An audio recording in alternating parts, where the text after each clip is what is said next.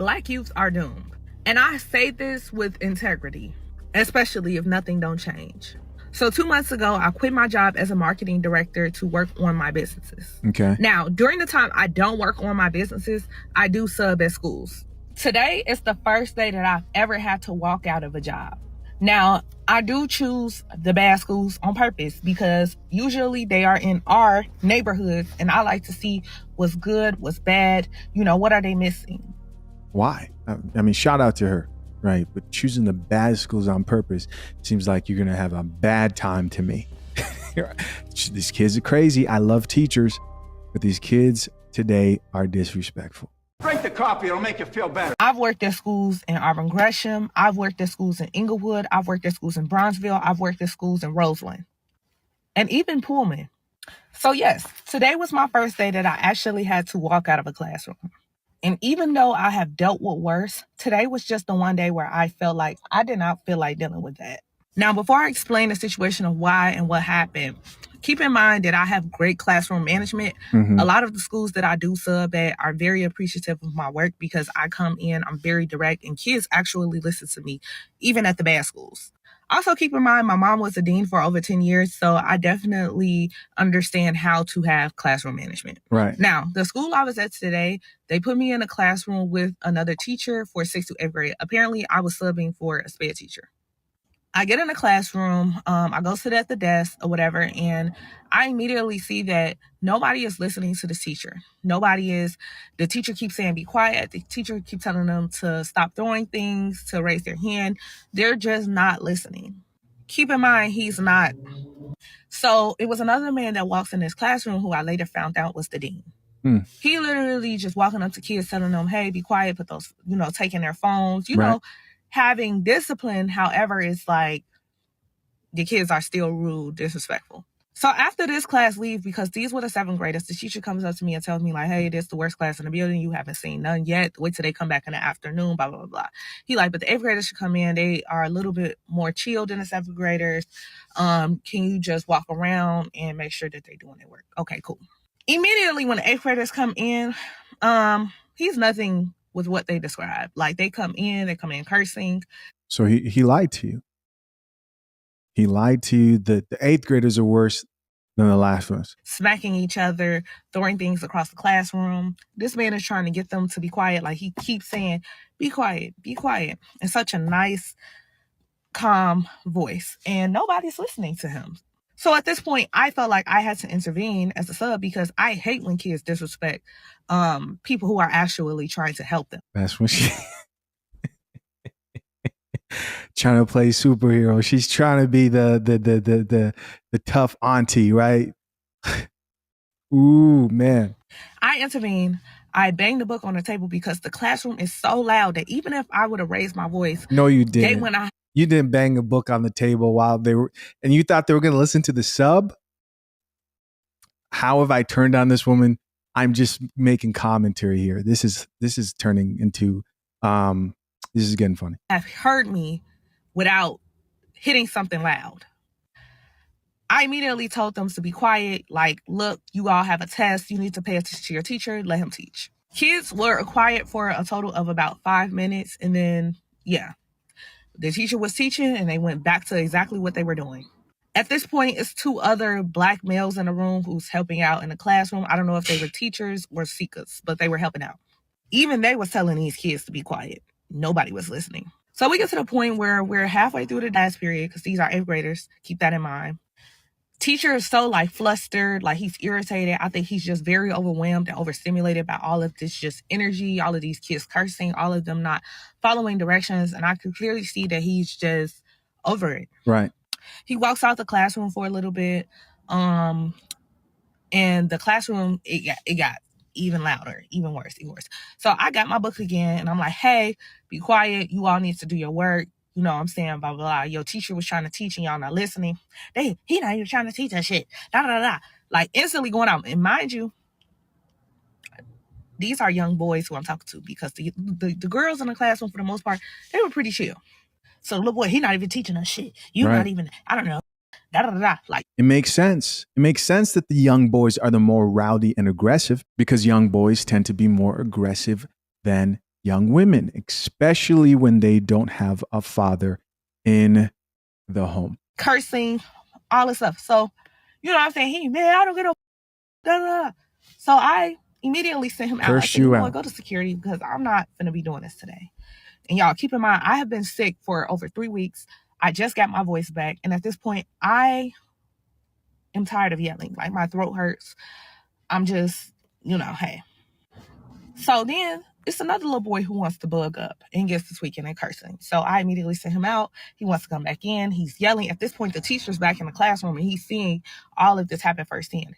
The rest of the classroom is quiet, by the way, because I got most of the people in the classroom to be quiet.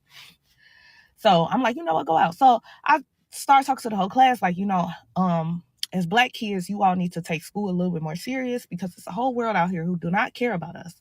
I said, look at y'all school. Y'all don't really have good things in the school at all. I've subbed. And been That's too much logic for these kids. Kids don't understand. Unruly kids at that age. I wasn't an angel. I was not an angel when I was in school. I wasn't this bad, but, class clown, love to talk. Hey, look, now I'm on a podcast.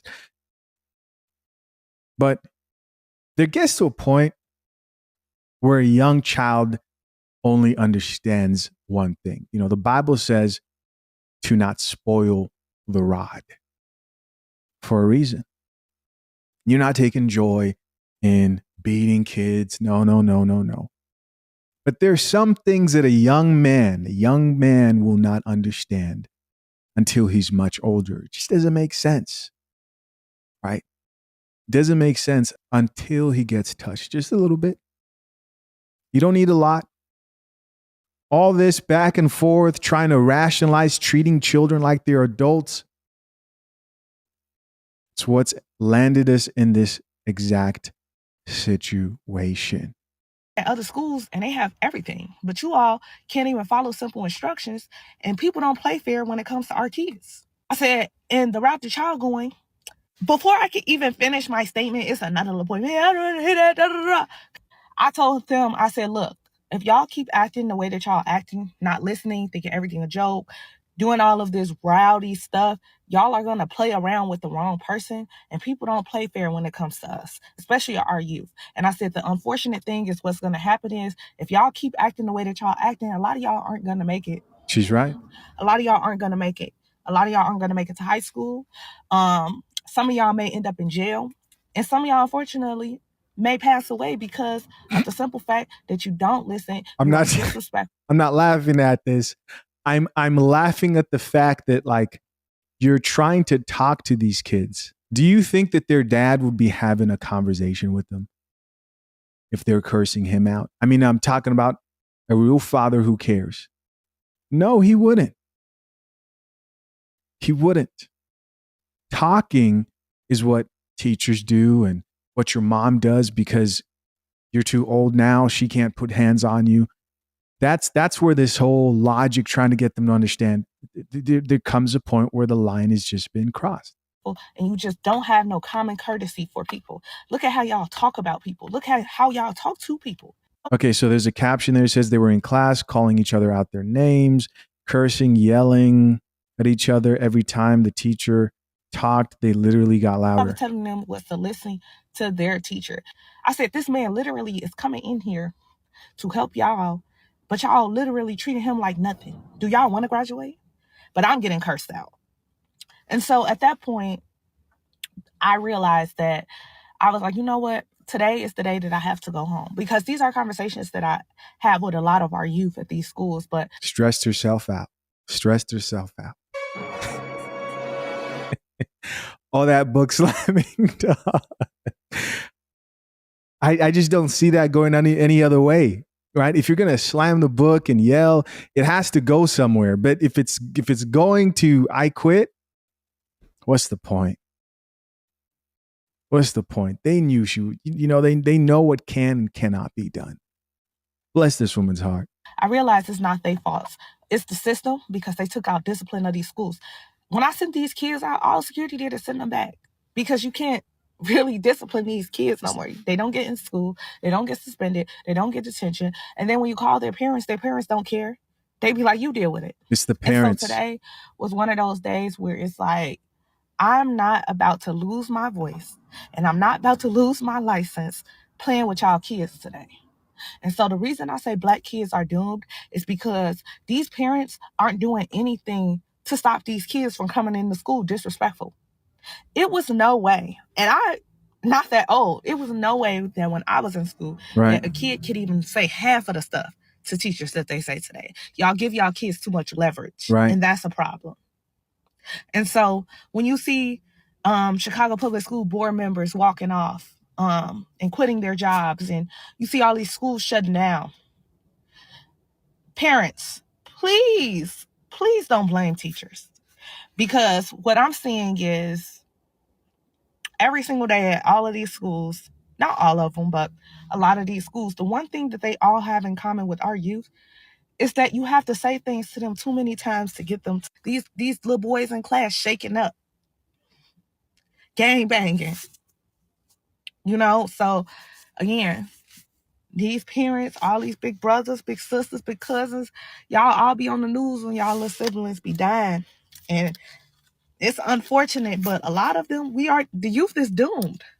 If something don't change. And Black men, y'all need to get in these schools. Y'all need to get in these schools because y'all are the ones who they need. They don't need these other people disciplining our kids because they don't know how. No.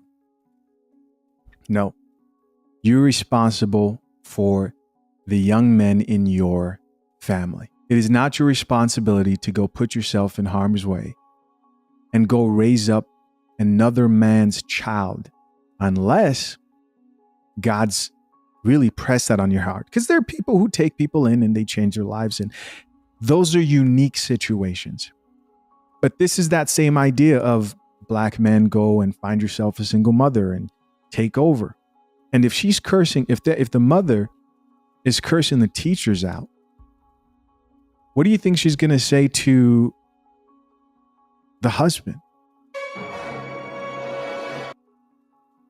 You think she'll be appreciative of that masculine energy? Or do you think she'll be competing with that masculine energy? I'm all for people doing what's best for their children. Yes, your nieces. If your love extends that far and you have cooperative parents.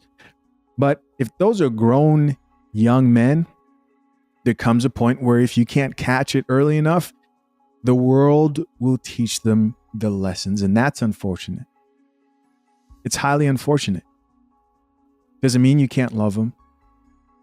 Doesn't mean that you can't help out here and there. But to assume responsibility and, Black men go in there and be a substitute teacher so you could do what? You can't get physical. If you get physical, you're going to jail. I knew I could not be a teacher in the type of schools that she's talking about. I don't care if they're wayward or troublesome Black kids or white kids or Hispanic kids, doesn't matter. When that woman lost her eye, that's when I knew it wasn't for me. Because that is serious. Losing an eye. I felt bad for that lady.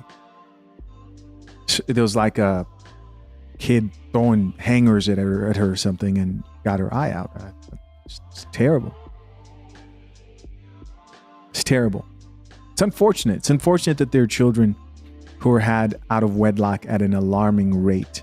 And with the right influences, kids can end up all right. But in most cases, this is what you get.